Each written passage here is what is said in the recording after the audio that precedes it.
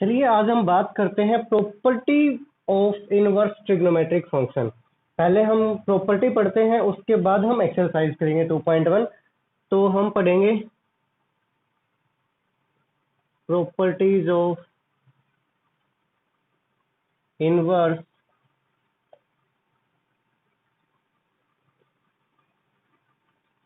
Trigonometric function. ठीक है, तो सबसे पहले हम बात करते हैं साइन इनवर्स एक्स। ठीक है, और हमारे पास दूसरी तरफ है साइन इनवर्स साइन एक्स। ठीक है, ये दोनों किसके इक्वल होंगे? एक्स के। ये दोनों हमने इक्वल लिख दिया किसके? एक्स के। तो इससे पहले आपको एक बात और याद रखनी है, वो क्या है कि साइन एक्स की डोमेन और रेंज क्या होती है। साइन एक्स की डोमेन होती है रियल नंबर और रेंज क्या होती है? -1 से 1। और साइन इनवर्स की जो डोमेन है वो क्या होती है? माइनस, और रेंज क्या रहती है? -π/2 से +π/2। तो हमें ये डोमेन और रेंज भी याद रखनी है। ठीक है, हम एक एक करके करते हैं सभी ट्रिग्नोमेट्रिक रेशियो के बारे में। अब देखो, ये चीज हमने लिखी है साइन इनवर्स एक्स एक्स के इक्वल होगा, बट ये रॉन्ग है। अगर हम डायरेक्ट इसको लिखते हैं तो ये रॉन्ग माना जाएगा। ये राइट कब होगा? जब हमें एक्स की वैल्यू पता होगी। अब मैं इसको अगर ऐसे करता हूँ, ठीक है, मैं इसको हटा देता हूँ, एक बार भूल जाओ इसको। ये क्या हो गया? साइन समथिंग, यानी कि साइन समथिंग का मतलब हो गया साइन एक्स। अब साइन एक्स हमने लिखा है, ठीक है, तो साइन एक्स यहाँ पर वैलिड कब होगा? जब एक्स की वैल्यू क्या होगी? जब एक्स की वैल्यू क्या होगी? -1 से 1, यानी कि जब साइन की रेंज क्या है? -1 से 1, यानी कि जब x -1 से 1 के बीच में लाई करेगा तभी ये जो फंक्शन है ये क्या होगा? वैलिड होगा। ठीक है, इसके बिना नहीं होगा। अब देखो, मैं यहाँ पर क्या लिखता हूँ कि x greater than equal to -1 and less than equal to x। ये भी लिख सकते हैं x belongs to close interval -1 to 1। ठीक है, अगर हमने ये लिखा x बिलोंग्स टू -1 to 1, तो ये जो हमारी प्रॉपर्टी है ये बिल्कुल सही है। साइन इनवर्स x कब होगा x के इक्वल? जब x ये बिलोंग करेगा। क्यों? क्योंकि यहाँ पर हमने इसको एक बार के लिए भूल गए, तो sine something mean sine x या साइन थीटा कुछ भी है, वो कब होगा? जब x कहाँ लाई करेगा? -1 से 1, जब इसकी रेंज में लाई करेगा। क्योंकि साइन का आंसर कहाँ तक होता है? ये तो हमने 9th क्लास में 10th क्लास में पढ़ा है कि साइन थीटा यानी कि साइन की वैल्यू -1 और 1 के बीच में होती है, तो तभी क्या होगा? इसका आंसर आएगा। अब इसको सोल्व कैसे करेंगे? सबसे पहले हम साइन इनवर्स को सोल्व करेंगे। अगर हम यहाँ पर लिखते हैं साइन इनवर्स 1, ठीक है, तो सबसे पहले हम इसको सोल्व करेंगे। और इसको सोल्व कब करेंगे? जब साइन इनवर्स की डोमेन क्या है?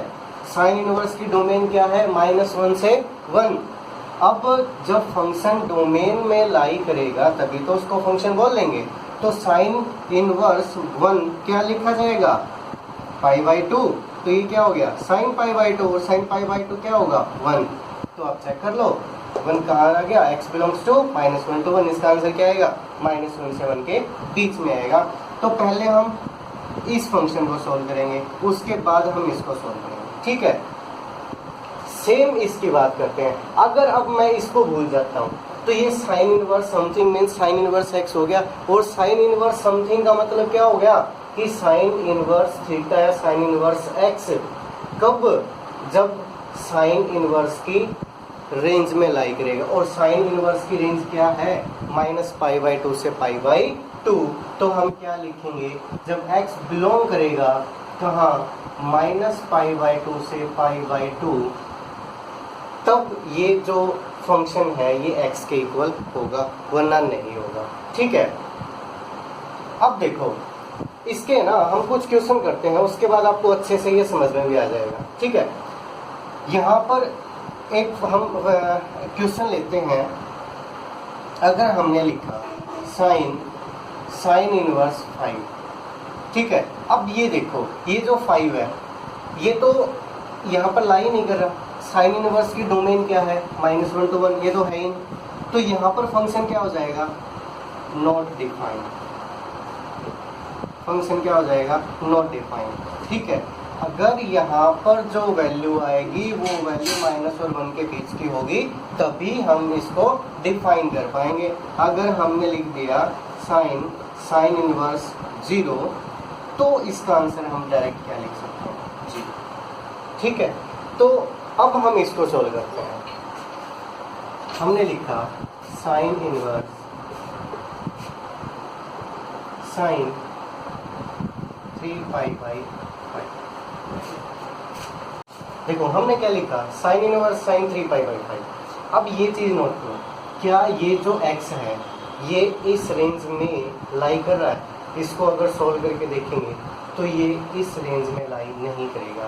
क्या ये π/2 और -π/2 के बीच में लाई कर रहा है? नहीं कर रहा। अगर ये लाई नहीं कर रहा तो हम इसको सोल्व नहीं कर सकते, जैसे हमने इसको छोड़ दिया, क्योंकि ये जो x है साइन इनवर्स, यानी कि साइन इनवर्स के डोमेन ये लाई होनी चाहिए, ये है ही नहीं, तो इसको हम डिफाइन नहीं कर सकते। बट इसको तो हम डिफाइन कर सकते हैं। कैसे? इसको हम ट्रांसपोज करते हैं। ठीक है, कैसे करेंगे, साइन इनवर्स साइन, इसको ये लिख लें π-3π/5। क्यों?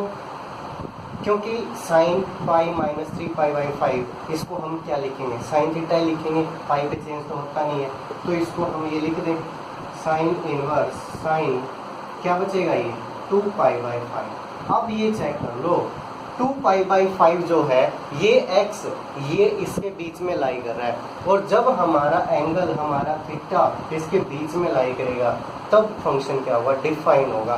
फंक्शन डिफाइन होगा तभी तो हम उसको सोल्व करेंगे।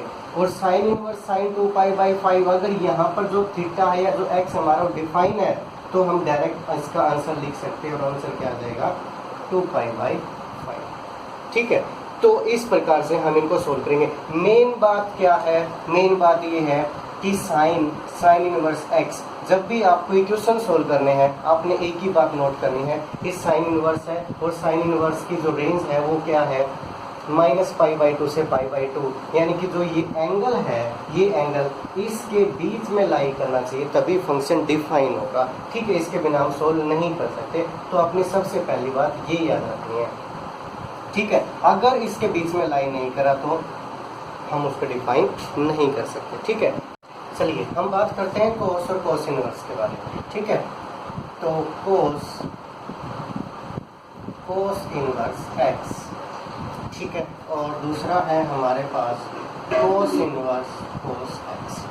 ये x के इक्वल होंगे, कब होंगे, फिर से वही बात कि कोस का मतलब हो गया कोस समथिंग मतलब कोस x, और कोस x डिफाइन कब होगा, जब x की वैल्यू इसकी रेंज में होगी, और कोस की रेंज क्या है -1 से 1। तो जब x की वैल्यू उसकी रेंज में होगी तभी तो फंक्शन डिफाइन होगा, अगर रेंज से ही बाहर चला गया तो फंक्शन डिफाइन ही नहीं होगा।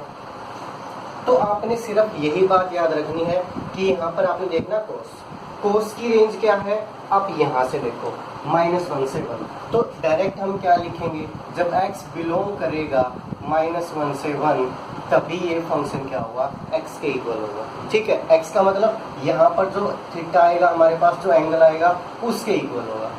राइट, क्या हो अगर ये x के इक्वल ना हो, अगर x not belong to -1 to 1 तब क्या होगा, we can not determine, direct लिखेंगे। अगर ये लिख दिया जाए कोस इनवर्स 5, तो डायरेक्ट सी बात है कि ये जो एंगल है थीटा है ये इसके बीच में है ही नहीं, हमारी वैल्यू क्या होनी चाहिए -1 और 1 के बीच में, ये तो इसके बीच में है ही नहीं, तो वी क्या लिखेंगे, हम कैन नॉट डिटरमाइन, हम डिटरमाइन नहीं कर सकते। ठीक है, यहाँ पर क्या होगा आप खुद सोचो, पहले सिर्फ एक बात बताइए, कोस इनवर्स, आप इसको देखो बस, कोस इनवर्स की रेंज क्या है 0 से π, तो डायरेक्ट हम क्या लिखेंगे, x बिलोंग्स टू 0 to π, तब हम इस फंक्शन को डिटरमाइन कर सकते हैं, अन्यथा नहीं कर सकते। तो वही फिर बात क्या होगा, when x not belong to 0 to π, क्या होगा जब ये 0 से पाई के बीच में बिलोंग नहीं करेगा। तो क्या होगा, तब क्या करेंगे, वी विल ट्रांसफॉर्म x, हम x को ट्रांसफॉर्म करेंगे इन सच ए वे, इस प्रकार से कि x will belong to 0 to पाई। हम इस फंक्शन को इस प्रकार से ट्रांसफॉर्म करेंगे कि जो x है वो 0 से पाई के बीच में बिलोंग करना शुरू कर दे। अगर ये 0 से पाई के बीच में बिलोंग्स नहीं करता तो हम एक क्वेश्चन लेते हैं। हमने लिखा cos inverse cos 5 pi by 4। तो अब देखिए, क्या ये जो एंगल हमने लिखा, ये जो x लिखा, क्या ये इसके बीच में लाई कर रहा है? बिल्कुल भी नहीं कर रहा। अब डिवाइड करके देखिए 5 को 4 से, तो 1.25 यानी इससे बड़ा हो गया, इससे बड़ा है तो इसके बीच में लाई नहीं कर रहा। तो लाई नहीं का तो हम क्या करेंगे, इसको ट्रांसफॉर्म करेंगे। कैसे करेंगे, हम इसको ये लिख सकते हैं कोस 5 प्लस 5/4 लिख सकते हैं। ठीक है, अब पाई प्लस पाई बाई 4 यानी कि ये थर्ड क्वाड्रेंट में कोस क्या होता है, माइनस का होता है। तो हम इसको क्या लिखेंगे, cos inverse minus cos pi by 4। ठीक है, तो अब हम इसको किस प्रकार से लिखेंगे, अब इसको सोल्व करना है हमें। ठीक है, तो मैं इसको ये लिख सकता हूँ कोस इनवर्स कोस, क्या लिखेंगे, पाई माइनस में 3 पाई बाई 4। ठीक है, माइनस करेंगे तो पाई बाई 4 ही बचेगा। तो यहाँ से हमारे पास क्या आएगा, यहाँ से हम इसको, अब कोस पाई माइनस में 3 पाई बाई 4, तो इसको हम क्या लिखेंगे, cos inverse cos 3 pi by 4। ठीक है, ये सब आप +1 क्लास में सीख चुके हो। ठीक है, तो अब इस पे ज़्यादा आपको कंसंट्रेट करने की जरूरत नहीं है, बट हाँ इतना ज़रूर समझना है कि हम कर क्यों रहे हैं, ट्रांसफॉर्म करने के लिए, क्योंकि जो हमें x है वो 0 से पाई के बीच में बिलोंग्स करवाना है। ठीक है, तो अब ये देखो, अब 3 पाई बाई 4 है, ये 0 से पाई के बीच में बिलोंग कर रहा है। अब ये बिलोंग कर रहा है तो ये हमारा आंसर होगा, और हमारा आंसर क्या होगा, 3 पाई बाई 4। तो आपने प्रत्येक ट्रिग्नोमेट्रिक जो रेशियो है, sine cos tan cot sec cosec, सभी आपने ऐसे ही करने हैं। जो इस रेंज में बिलोंग नहीं करेगा उन सबको हम ट्रांसफॉर्म करेंगे, और इस प्रकार से ट्रांसफॉर्म करेंगे कि जो x है वो उस रेंज में बिलोंग करना शुरू कर दे। अगर वो नहीं करता तो इसको ट्रांसफॉर्म करेंगे, अगर करता है तो डायरेक्ट हम उसका आंसर लिख देंगे। चलिए अब हम बात करते हैं tan और tan इनवर्स। ठीक है, तो हम लिखते हैं tan inverse x equal to x, और यहाँ पर लिखते हैं tan inverse tan x equal to x। फिर से वही बात, tan कब डिफाइन होगा, tan कब डिफाइन होगा, ये कुछ नहीं, इसको भूल जाओ, इसको भूल जाओ, ये कुछ नहीं है, ये एक वैल्यू मान लो, कुछ भी थीटा मान लो इसको। तो tan थीटा कब डिफाइन होता है, नॉर्मल सी बात है, tan थीटा कब डिफाइन होगा, जब उसकी रेंज में लाई करेगा, और tan थीटा की रेंज क्या है, r है। ठीक है, तो हम क्या लिखेंगे, जब x किससे बिलोंग करेगा, r से, तब है ये क्या होगा, डिफाइन होगा। ठीक है, यहाँ पर हम क्या लिखते हैं, tan इनवर्स। अब tan इनवर्स कब डिफाइन होगा, जब tan इनवर्स की रेंज में लाई करेगा, और tan इनवर्स की रेंज क्या है, माइनस पाई बाई 2 से पाई बाई 2। तो हम यहाँ पर क्या लिखेंगे, जब x बिलोंग करेगा open interval minus pi by 2 से पाई बाई 2। ठीक है, आपने सिर्फ यही याद रखने हैं कि tan इनवर्स x कब डिफाइन होगा, जब x कहाँ लाई करेगा, r के अंदर। ठीक है, अब ये है। ठीक है, अब ऐसा कोई क्वेश्चन आ जाए, मान लीजिए आपके पास क्वेश्चन आ गया, वही फिर से बात है कि x not belong to minus pi by 2 से पाई बाई 2, तो हम क्या करेंगे, फिर से वही, we will transform x in such a way x belongs to minus pi by 2 से पाई बाई 2। ठीक है, कि अगर ये बिलोंग नहीं कर रहा तो हम इसको ट्रांसफॉर्म कर देंगे, इस प्रकार से ट्रांसफॉर्म करेंगे कि वो जो x है वो इसको बिलोंग करे। ये जो प्रॉपर्टी है इनवर्स ट्रिग्नोमेट्रिक फंक्शन के, इसमें सिर्फ इतनी ही बात सीखनी है आपको कि tan इनवर्स x ये एक अलग प्रॉपर्टी है, प्रॉपर्टी सेम है, ये एक अलग सम है और ये एक अलग सम है। यहाँ पर tan की जो रेंज है वो होनी चाहिए, यहाँ पर tan इनवर्स की रेंज के अंदर ये x की वैल्यू होनी चाहिए। अब हमारा क्वेश्चन है, हम क्वेश्चन लेते हैं tan इनवर्स tan। देखिए हमें एक ऐसी वैल्यू लेनी है कि जो -π/2 और π/2 के बीच में लाई ना करती हो, तो हम यहाँ पर लेते हैं tan 2π/3। ठीक है, ये 2π/3 ये इनके बीच में लाई नहीं करती। ठीक है, आप चेक कर सकते हो। तो अब हम इसको ट्रांसफॉर्म करेंगे, कैसे करेंगे, इसको ये लिख सकते हैं tan इनवर्स tan π माइनस में π/3। ठीक है, ये बचेगा। अब इसको हम क्या लिखें, tan इनवर्स ये बन जाएगा माइनस tan π/3। ठीक है, अब हम इसको ऐसे भी लिख सकते हैं tan इनवर्स tan माइनस π/3। ठीक है, अब ये -π/3 है, अब आप चेक कर लो इन दोनों के बीच में लाई करेगा। तो बस हमने कुछ नहीं करना, आपके पास जो यहाँ पर एंगल है आपने उसको ट्रांसफॉर्म करना। आप इस चीज़ को 11th में अच्छे से सीख चुके हो और यही अब आपका आंसर होगा -π/3। ठीक है, जो वैल्यू x की जो tan इनवर्स की रेंज में लाई नहीं करती उसको आपने ट्रांसफॉर्म करना है, यही प्रॉपर्टी है और यही आपने याद रखना है। हम कोट के बारे में बात कर लेते हैं। सबसे पहले आपको कोट और कोट इनवर्स की डोमेन और रेंज पता होनी चाहिए। कोट हमने ये खाली पता क्यों छोड़ दिया, यहाँ पर कुछ भी नहीं लिखा ना, यहाँ पर x लिखा है। इसका मतलब ये है कि आप यहाँ पर थीटा लिख सकते हो, x लिख सकते हो, कुछ भी लिख सकते हो, y लिख सकते हो, थीटा लिख लो, कोई दिक्कत नहीं है। ठीक है, तो कोट की जो डोमेन है वो क्या होती है, r माइनस n π। ठीक है, और ये क्या रहेगी r। ठीक है, और कोट इनवर्स का क्या रहेगा, यहाँ पर r आ जाएगा डोमेन में और रेंज में क्या आ जाएगा 0 से π। ठीक है, ये आपने याद रखनी थी। तो अब यहाँ पर लिखते हैं कोट इनवर्स x किसके इक्वल होगा, x के, और यहाँ पर लिखते हैं कोट इनवर्स कोट x किसके इक्वल होगा, x के। तो आप खुद करो इसको कि कोट इनवर्स x के इक्वल कब होगा, जब x किससे बिलोंग करेगा, x बिलोंग करेगा रियल नंबर से। क्यों, क्योंकि ये है कोट की रेंज क्या है r, जब r से बिलोंग करेगा तब ये फंक्शन डिफाइन होगा। हम यहाँ पर चलते हैं, तो यहाँ पर कोट इनवर्स की रेंज क्या है 0 से π। x कहाँ बिलोंग करना चाहिए, ओपन इंटरवल 0 से π। अगर यहाँ पर बिलोंग नहीं करता है तो क्या करेंगे, ट्रांसफॉर्म करेंगे। ठीक है, वही लाइन लिखनी है, we will transform x such that x belongs to 0 to π।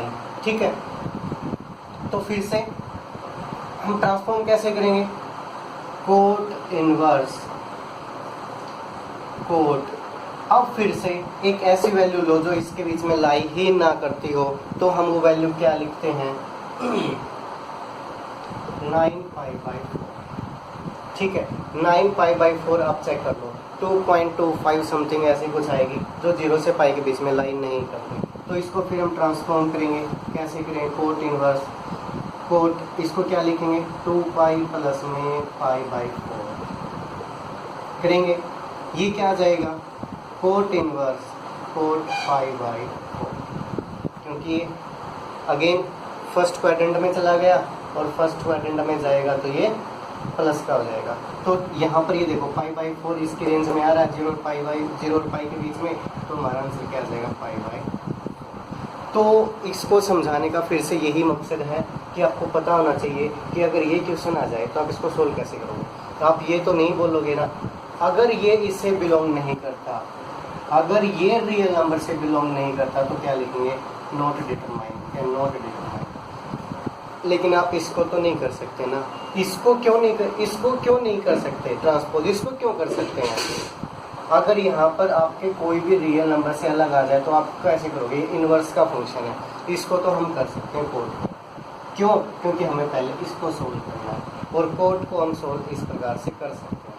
ठीक है, तो हम इसको ट्रांसफॉर्म करके इस प्रकार से हम बना सकते हैं कि 0 और पाई के बीच में लाई करेगा, इसे बिलोंग करेगा। तो ये चीज़ आपने सीखनी है कि अगर ये जिसके बीच में बिलोंग नहीं करता तो आप इसको क्या करोगे। आगे हम सेक और कोसेक को कर लेते हैं। चलिए हम बात करते हैं सेक थीटा के बारे में।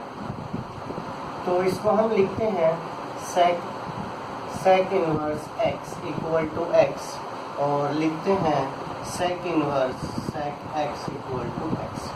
ठीक है, तो फिर से ये फंक्शन डिफाइन कब होगा? जब जो सेक x है वो सेक की रेंज में होगा। सेक की रेंज क्या है? r minus -1 to 1। तो जब x बिलोंग्स करेगा किसे? r माइनस -1 to 1, तब ये फंक्शन क्या हुआ? डिफाइन होगा। कैसे? अगर हम लिखते हैं अगर सेक इनवर्स 0, देखो r रियल नंबर में से हमने क्या माइनस किया है? -1 और 1 के बीच के जितने भी नंबर है वो सारे, और उनमें 0 भी आती है। अगर ये हमने माइनस कर दिया, इसका मतलब ये जो x है ये इससे बिलोंग नहीं करता। इससे बिलोंग नहीं करता तो हम क्या लिखेंगे?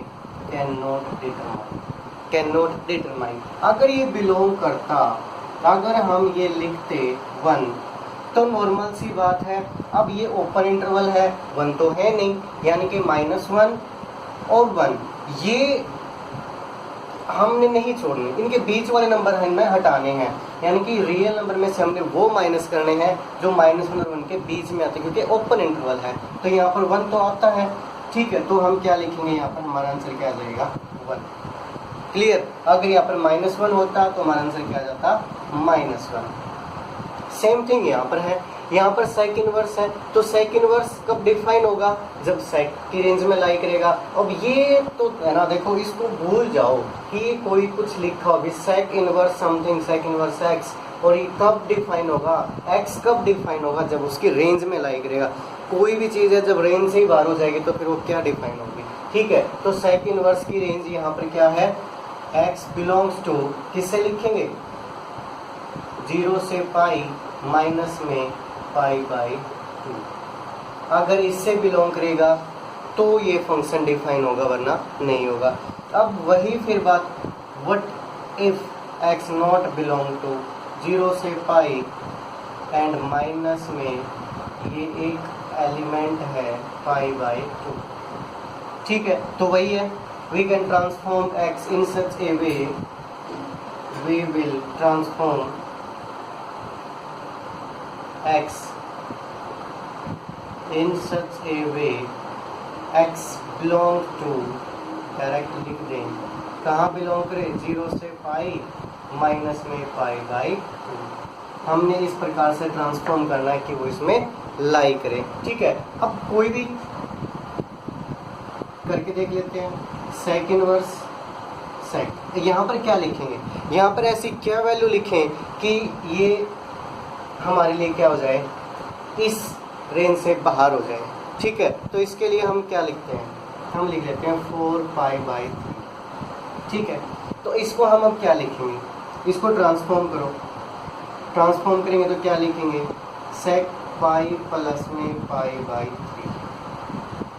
ठीक है, अब इसको क्या लिखें? सेक इनवर्स सेक, ये क्या बन जाएगा? -π/3। ठीक है, और इसको हम क्या लिखेंगे? अब इसको हम लिखेंगे सेक इनवर्स सेक पाई माइनस π/3। ठीक है, अब ये क्या बन जाएगा? सेक इनवर्स सेक 2π/3, और ये 2π/3 है। आप चेक कर लो, इसके बीच में लाई कर रहा है, इसमें π/2 नहीं है, तो ये हमारा आंसर क्या आ जाएगा? 2π/3। ठीक है, ये था हमारा सेक का। अब जल्दी से हम एक लास्ट रहता है हमारा कोसेक, उसको देख लेते हैं। ये आपको याद रखनी है पूरी टेबल। ठीक है, ये डायरेक्ट भी हो सकते थे, लेकिन ये आपको काम आएंगे, आपकी पूरी एक्सरसाइज इन्हीं के ऊपर बेस्ड है। तो सबसे पहले तो हम कोसेक की और कोसेक इनवर्स की डोमेन और रेंज लिख लेते हैं। तो कोसेक की रेंज क्या, डोमेन क्या होगी, r माइनस एन पाई, ठीक है, और ये क्या होगा r माइनस -1 to 1, ठीक है। और कोसेक इनवर्स की क्या होगी, r माइनस -1 to 1, और ये क्या हो जाएगी -π/2 से π/2, और माइनस में क्या हो जाएगा 0, ठीक है। ये आपने याद रखना है। तो अब हम इसको रखते हैं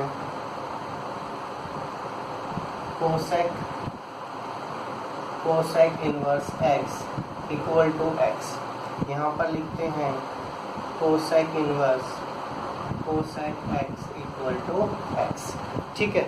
तो अब ये कब डिफाइन होगा, जब इसकी रेंज क्या होनी चाहिए बताओ। देखो फिर से ये आपके लिए है, ये आपका होमवर्क भी है। पहले आप इसको खुद देखोगे, उसके बाद वीडियो को देखोगे। आप इसको वीडियो को पॉज करके एक बार इसको करोगे। कोसेक कब डिफाइन होगा, जब कोसेक x से बिलोंग करेगा। x क्या है, यानी कि कोसेक की रेंज क्या है, ये, यानी कि x belongs to r minus -1 to 1, ठीक है। ये इसमें बिलोंग करेगा, तभी ये फंक्शन डिफाइन होगा। अगर यहाँ पर लिखा हुआ है कोसेक इनवर्स 5 -1 और 1, सिर्फ इनके बीच के नंबर बोलेंगे, बाकी नहीं बोलेंगे। 5 लिखा हुआ है तो डायरेक्ट आंसर हमारा क्या होगा 5। अगर ये लिख दिया जाए कोसेक इनवर्स -5, तो आंसर क्या हो जाएगा -5। अगर 0 लिख दें तो कैन नॉट डिफाइन या कैन नॉट डिटरमाइन, ठीक है। ये बात आपने याद रखनी है। अब सेम यहाँ पर है, ये कोसेक इनवर्स है, तो कोसेक इनवर्स कब होगा डिफाइन, कोसेक इनवर्स की रेंज क्या होगी, जब कोसेक इनवर्स की रेंज में होगा। कोसेक इनवर्स की रेंज क्या है, ये है, यानी कि जब जो x है वो किससे बिलोंग करेगा, -π/2 से π/2 और माइनस में 0। जब इससे बिलोंग करेगा तभी ये फंक्शन क्या होगा डिफाइन होगा, यानी कि जो x है ना वो इसके बीच में आना चाहिए, तभी हम इसकी वैल्यू लिख पाएंगे। अगर इससे बाहर वैल्यू आ गई तो हम उसको आंसर नहीं दे पाएंगे, हमें उसको ट्रांसपोज करना पड़ेगा। अगर ये वैल्यू है तो हम उसको डायरेक्ट लिख सकते हैं उसका आंसर, ठीक है। तो फिर से वही बात, अगर x not belongs to this then we can transform x in such a way x can belongs to this range, ठीक है। तो फिर वही हमने उसको ट्रांसफॉर्म करके दिखा, ठीक है। तो ये थी property of inverse of trigonometric ratio. तो इनको आपने याद रखना है, इनको ये आपको याद रहनी चाहिए कि कैसे होगी, ठीक, इसलिए हमने करवाई है। अदरवाइज इसको करवाने का कोई बेनिफिट नहीं होगा अगर आपने याद नहीं रखी तो। बस आपने ये चीज़ याद जरूर रखना, जब एक्सरसाइज को करेंगे ये चीज़ हर बार काम आएगी कि फंक्शन कहाँ डिफाइन होगा, जब कोसेक इनवर्स की रेंज होगी, यहाँ पर कोसेक की रेंज लाई करेगी, यानी कि जो x की वैल्यू होगी वो इसकी रेंज में होनी चाहिए। अगर रेंज से बाहर होगी तो वो डिफाइन नहीं होगी। करते हैं हम एक्सरसाइज 2.1।